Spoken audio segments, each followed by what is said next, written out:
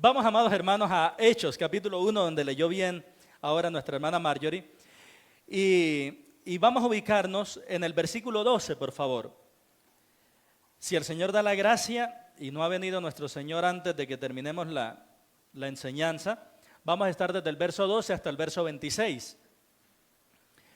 Desde el verso 12 hasta el verso 26. La enseñanza para hoy ha sido titulada El sucesor del traidor. Ha sido titulada así, El sucesor del traidor.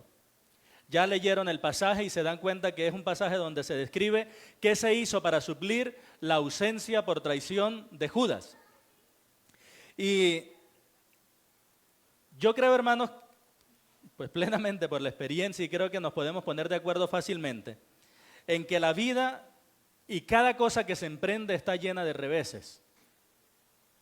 Cuando hablo de reveses, estoy hablando, como lo define el diccionario, de infortunios, de desgracias o de contratiempos.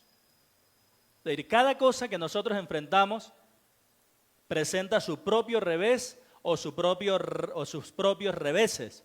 Y cada vez que utilizo este término revés o reveses, estoy hablando de eso, de las desgracias, de los problemas, de las dificultades, de las luchas que tenemos para poder lograr. Les hago una pregunta. ¿Cuánto tiempo se necesita para que una pareja de recién casados comiencen a experimentar los primeros reveses del matrimonio? A veces ni siquiera que se acabe la luna de miel, ¿eh? ¿Cierto? ¿Cuánto tiempo se necesita para que una persona que emprenda un nuevo trabajo o una nueva empresa experimente los primeros reveses?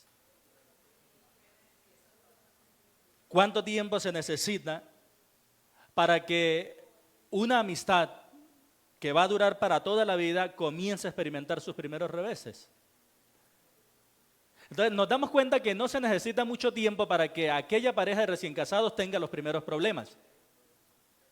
No se necesita mucho tiempo para que aquel emprendedor se quede un día con todo el producto, no venda nada, se le dañen, le queden debiendo, no le cumpla el proveedor. Es decir, está llena de reveses la vida y así está diseñada.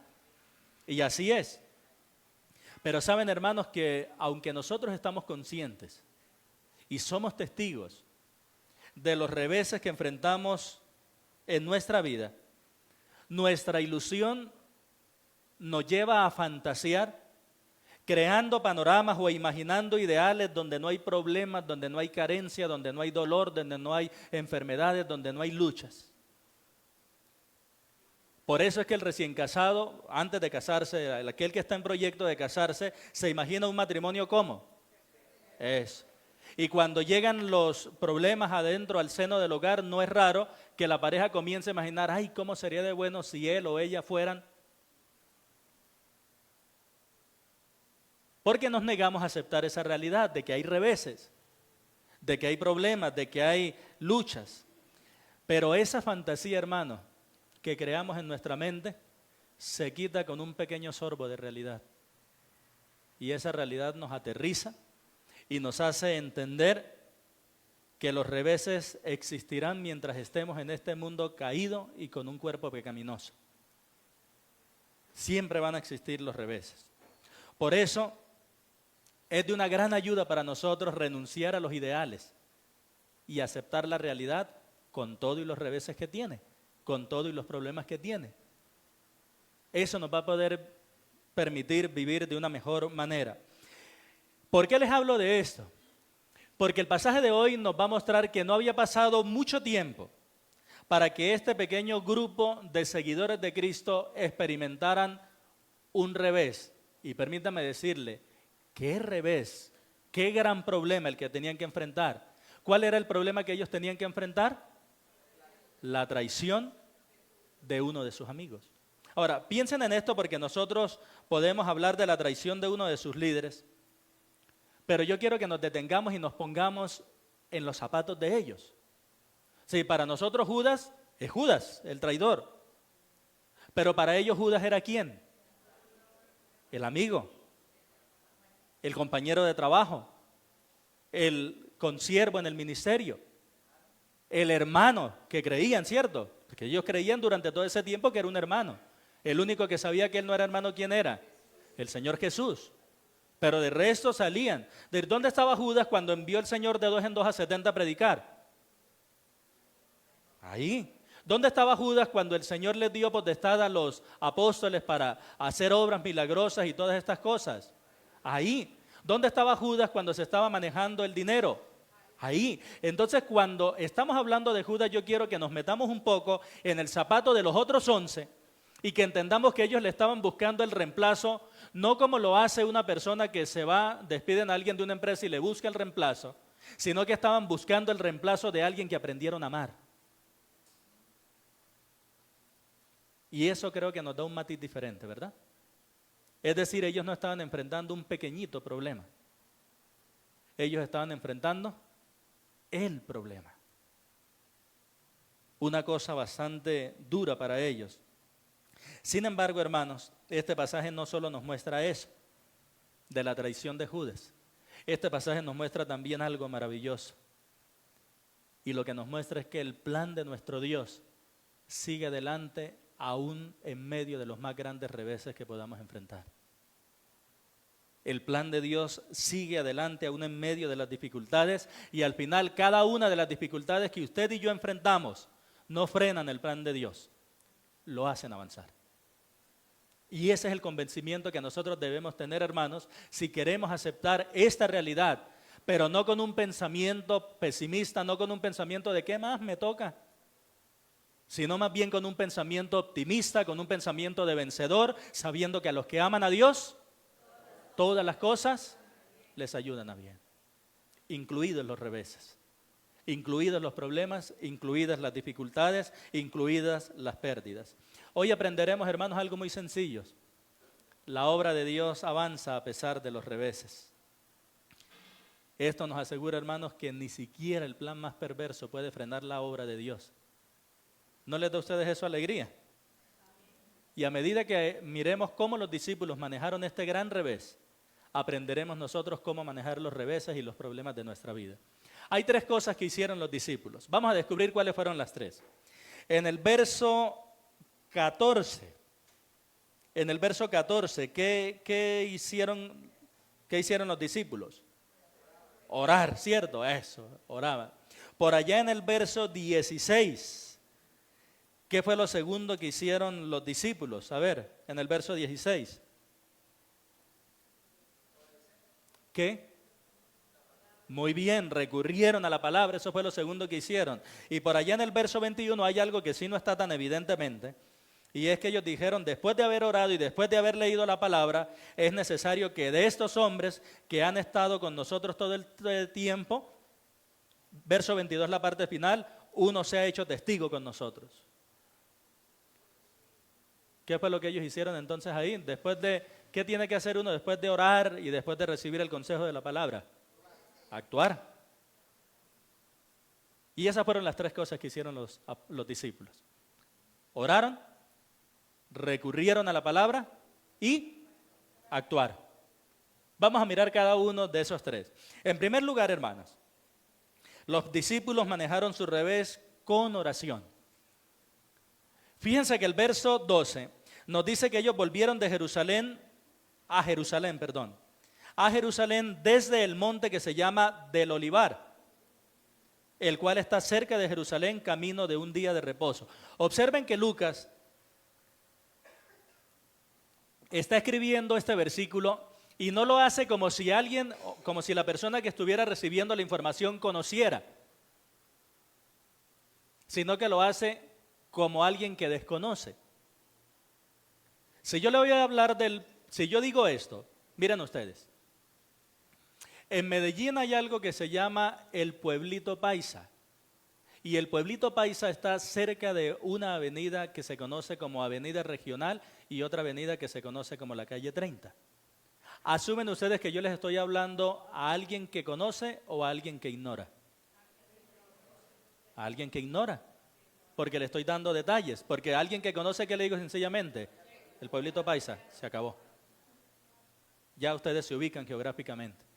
Pero observen que esta persona aquí, que Lucas, perdón, le está escribiendo a una persona y le hace unas aclaraciones. El monte que se llama del Olivar, que es el mismo monte de los Olivos.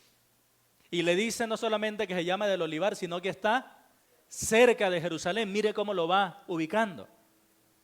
¿Y qué más le dice? Aparte que está cerca de Jerusalén, que ese está camino de un día de reposo. Camino de un día de reposo, hermanos, es el equivalente a 1 kilómetro para nosotros. ¿Qué era o por qué se hablaba de camino de un día de reposo? ¿Recuerdan ustedes cuando los israelitas acampaban en el desierto antes de llegar a la tierra prometida? Ellos iban y los levitas llevaban el tabernáculo del Señor. Y el tabernáculo del Señor se colocaba en el centro de donde fueran a acampar.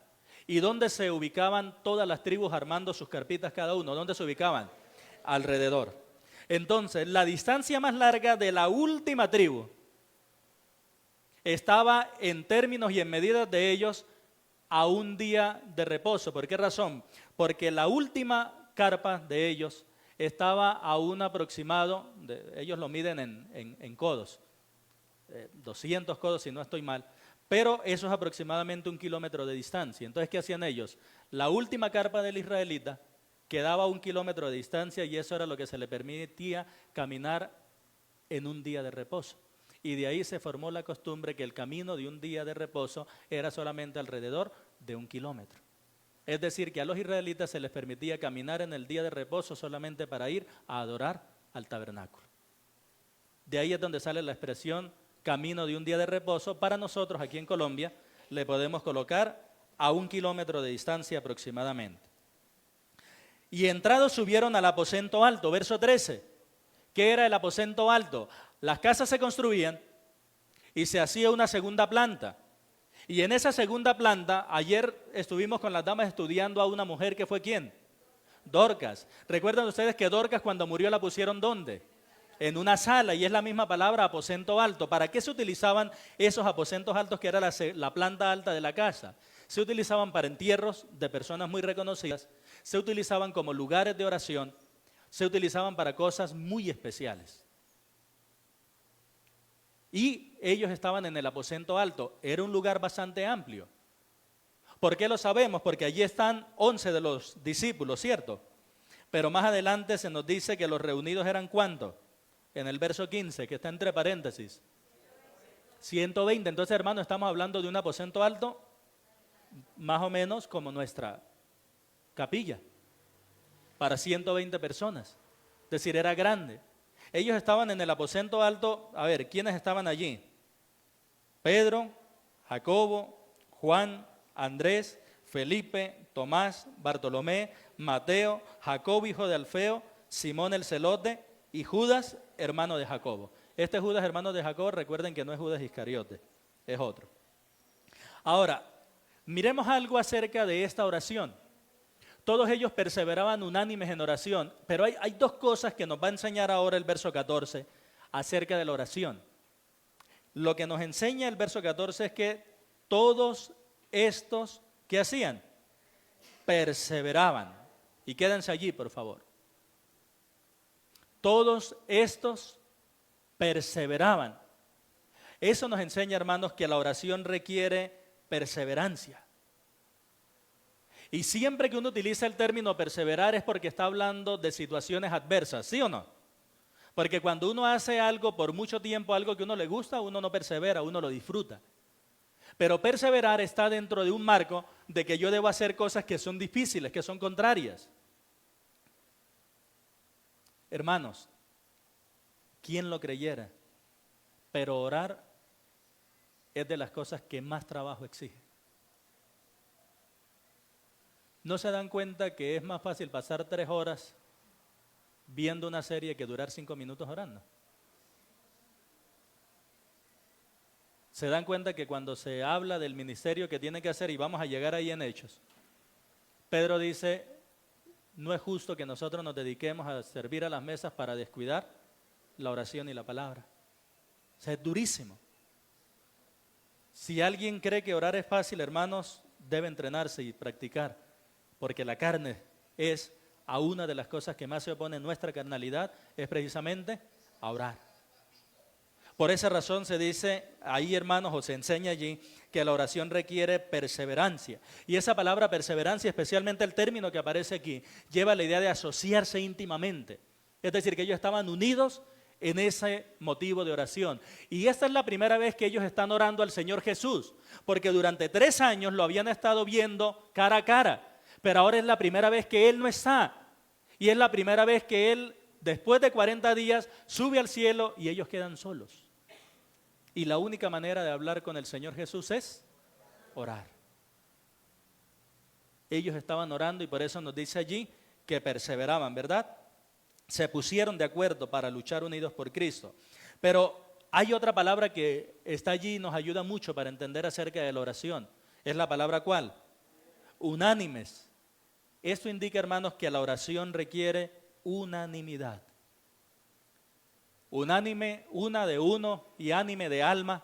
Unánime quiere decir que nos ponemos de acuerdo con una misma alma, con un mismo espíritu, con un mismo propósito. Hermanos, imagínense ustedes que alguno de ustedes se pare ahorita y diga, pues a mí no me parece que la obra tenga que abrirse en Itagüí.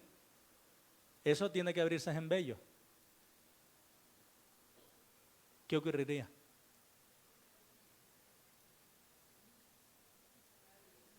Bien.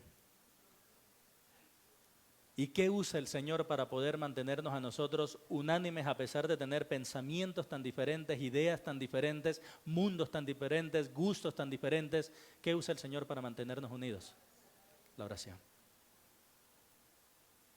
Por esa razón, dentro del pueblo cristiano, las cosas no se tienen que manejar por votación y que gana la mayoría. Las cosas se tienen que manejar es con oración y que el Señor incline los corazones a lo que Él quiere. Unánimes, hermanos, significa ponerse de acuerdo. Y me llama la atención que esta palabra unánimes aparece 12 veces en todo el Nuevo Testamento. 12. ¿Y saben por qué les digo el número? Porque de las 12 veces que aparece en el Nuevo Testamento, 11 están en Hechos. Oigan eso. 11 están en Hechos. Creo yo entonces que piensen en esto. ¿Qué es lo que nos está registrando todo el libro de los Hechos? ¿Qué nos registra todo el libro de los Hechos?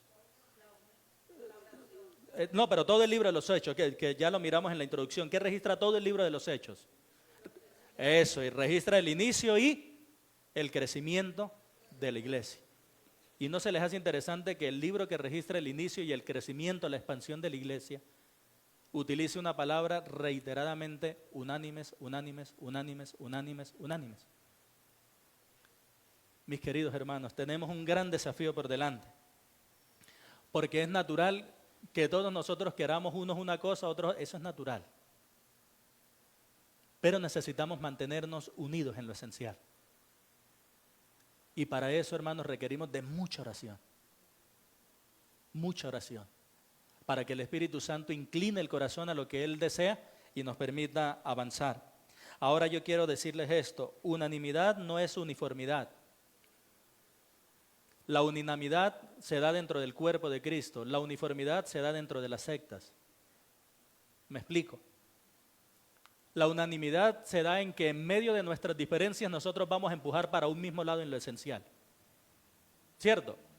Y puede que nos guste, puede que no nos guste, pero decimos, este es el proyecto de la iglesia, vamos para allá. Pero la uniformidad es la que impone la secta, donde dice, usted tiene que pensar esto y tiene que hablar esto, hasta tal punto donde ellos, con el pasar de los tiempos, parecen una fotocopia el uno del otro. Porque una de las cosas que hacen las sectas es precisamente anular la personalidad, para que las personas no piensen por sí mismas.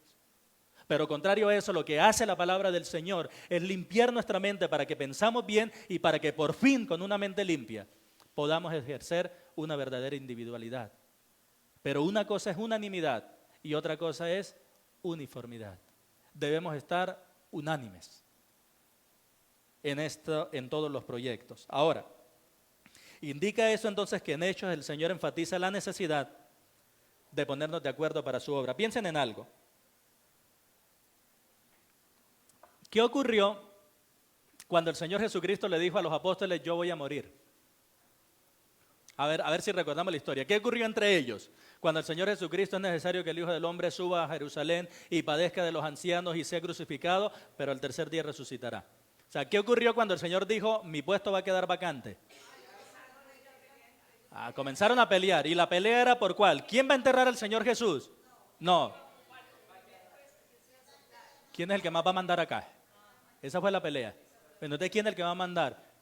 Y diría Pedro, pues yo, porque ¿quién más? Y soy el que primero hablo. Y diría Juan, pero si a mí es el que más aman. Y diría Judas, pues yo soy el de la plata. Y enganchados. Pero ahora, después de la muerte, resurrección y aparición de Cristo durante 40 días, ¿cómo están ellos? Unánimes. Pregunta, ¿qué usó el Señor para lograr ese cambio en la mente de ellos? ¿Se dieron cuenta que antes ellos descuidaron la oración? Por eso cuando fueron a expulsar el demonio no pudieron, y el Señor les dijo, este género no sale sino con oración y ayuno. Ellos habían descuidado la vida de oración. Ahora, ¿qué están haciendo con su vida de oración? Intensificándola. Y a causa de esa vida de oración intensa, ¿cómo están los pensamientos de ellos? Unánimes. Es decir, todos mantuvieron las mismas diferencias, pero se pusieron de acuerdo en una cosa: el Evangelio de Cristo tiene que predicarse. Y nosotros tenemos ese mismo elemento en común, hermanos. El Evangelio de Cristo tiene que seguirse predicando. ¿Lo creen o no lo creen? Entonces, ¿valen las penas los esfuerzos que se hagan, hermanos? Ahora, continuemos. Todos estos perseveraban, verso 14. Todos estos perseveraban unánimes en oración y ruego. La oración es aquella conversación con Dios que yo hablo en confianza con Él. Y el ruego, pues, es lo que yo le pido ante una necesidad. Pero viene una parte que me llama la atención. Luego de nombrar 11 varones, dice que ellos estaban ¿con quién? Miren que no dice con unas mujeres, sino que le coloca un artículo determinado, las mujeres. ¿Cuál es la diferencia que dijera con unas mujeres a que dijera las mujeres?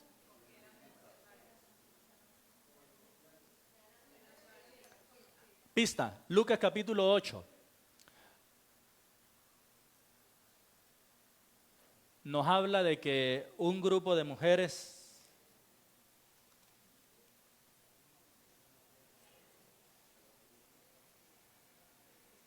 ¿lo tienen?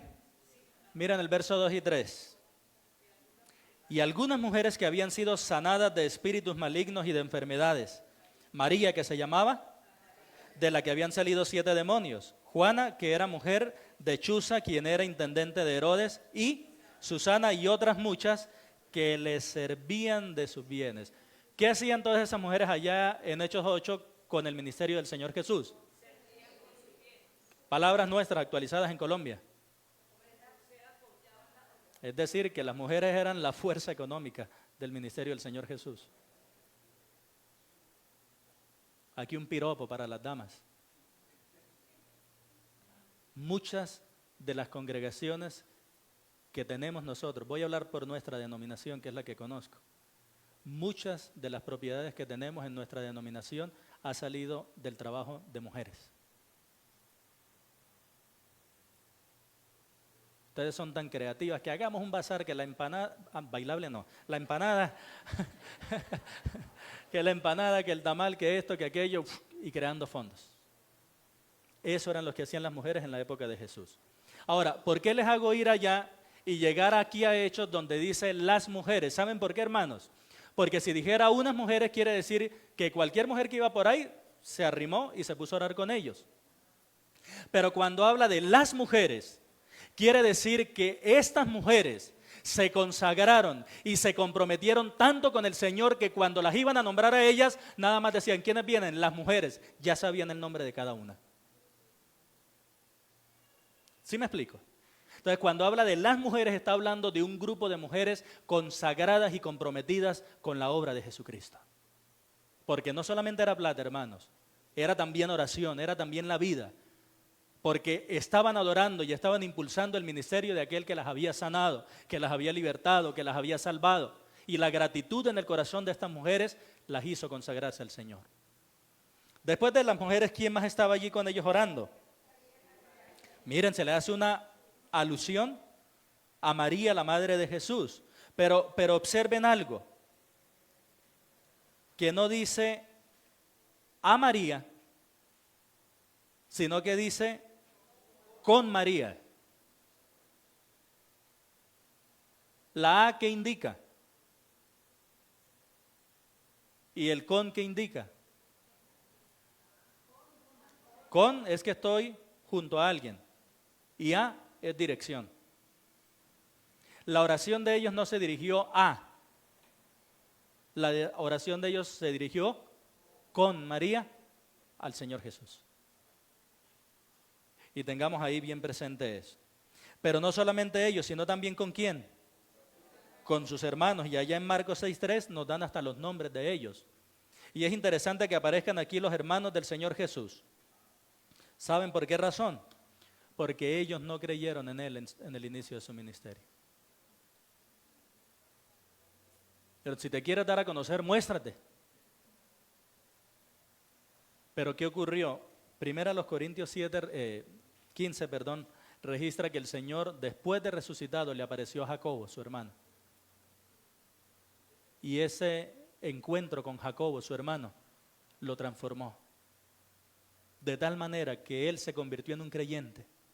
Y cuando lleguemos al capítulo 15 de Hechos, lo vamos a ver a él como el líder principal de la iglesia en Jerusalén. Porque tuvieron ese encuentro con el Cristo resucitado. Pero dense cuenta que todo lo que ellos estaban haciendo era orar. Hermanos, ¿se dan cuenta que lo que hicieron los discípulos para enfrentar ese primer revés fue dedicarse a la oración? Hermanos, ¿qué necesitamos hacer nosotros cada vez que tenemos problemas? Intensificar la vida de oración. Porque en medio, hermanos, especialmente cuando son muchas cabezas las que tienen que pensar, que opinar, hay muchas opiniones, pero con la oración el Señor nos unifica. Y nosotros necesitamos seguir creciendo, pero unidos. No cada quien por su lado, unidos. ¿Sabe que de ahí esto aprendemos una lección? Y es que la oración es usada por Dios para unificar pensamientos.